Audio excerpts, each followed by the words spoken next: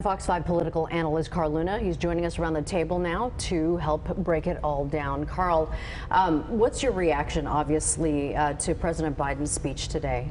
Well, he's trying to make the best out of a terrible circumstance. His intelligence community, his advisors, he himself did not plan this out correctly.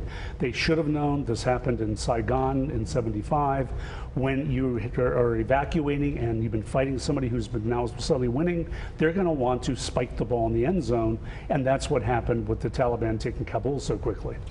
Carl, what do you make of the fact that 4 presidents, as President Biden mentioned, have had the opportunity to do something here in this situation? President Bush, President Obama, President Trump, President Biden.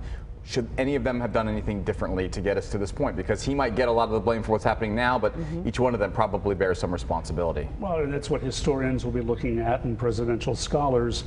Everybody should have done different things. Maybe we should not have stayed as long in Afghanistan after we went in after 9/11. Maybe we shouldn't have tried to build a country in one of the poorest parts of the world. Maybe we should have put in more effort. We always tried to do it on the cheap. We always kept a small number of troops there and made them do a ridiculously hard amount of work and multiple tours of duty. Afghanistan, you would have thought we've learned from Vietnam, but my baby boomer generation didn't do any better than our parents' generation did in that war. You know, former President Trump, obviously, and some Republican lawmakers are blaming President Biden for what's happening, but many say that it really was inevitable. What's your thought on that? Yeah, you knew how this show was going to end. The only question is, when was the curtain going to come down? And they should have been prepared for it to drop a lot sooner once the troop levels were so low. Bottom line is there's plenty of blame all around, but Joe Biden is the man in the seat right now, and he'll take the heat. And the question of how he can respond to that as you move into the future elections, 2022 and 2024. It's interesting. You look 20 years of this war, which is, obviously the longest we've ever had. $1 trillion spent, thousands of American lives lost. What can we learn going forward? Because you talk about Vietnam, you talk about other wars that we've been involved with, as far as imposing our way of life on others. Like, what can we learn about this situation? Selling Coca-Cola and Apple iPhones is probably the best way to spread our way of life around the world rather than sending in troops. And if you're going to do it in the future, you better have the rest of the international community behind you and let everybody else take on some of the lift to avoid the atrocities like we've been seeing and will see in Afghanistan. Now that we're pulling out, though, the Russians, the Chinese are going to have an issue in their own backyard they're going to have to deal with.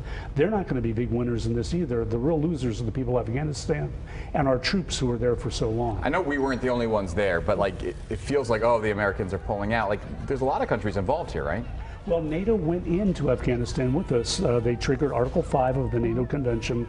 We were attacked and they supported us, but bit by bit they kind of peeled off. The Germans used to be there in force, the British, pretty much all the NATO forces are gone, and we were down to, at the end of the Trump administration, just 2,500 troops. That was barely enough to maintain something of a perimeter in Afghanistan, Kabul. The idea was the provinces, the Afghani government was supposed to be able to fight its own war, and it didn't happen in Vietnam. It didn't happen this time. Well, Carl, very quickly, what are the short-term and the long-term implications? And also, where does the president go from here, considering the situation? Short term, it's going to be a political firestorm at home, which shouldn't overshadow the humanitarian disaster that's occurring in Afghanistan, because the Taliban is going to try to take people back to the 15th century, but the world has to worry about that. Long term, I don't think Americans are ultimately going to put that much into this, because if we had cared in the first place, we would have put more effort into the war for 20 years it was going on. I hate to say it, but in a month or two, this may end up being a page 27 story, and people will be worrying about COVID and Christmas. Meanwhile, the suffering in Afghanistan continues. Last question, Carl, real quick here is how did this happen so fast? Because they knew maybe this is the direction it would ultimately go, but how did it happen within a matter of days or a week? Yeah, there's an old saying in Afghanistan that the power of the national government doesn't go beyond the shadows of the Kabul city walls in the afternoon.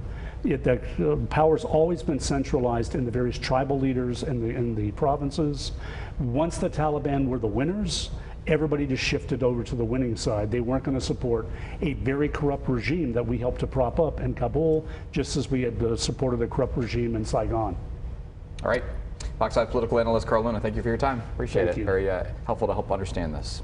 All right, Carl, thank you.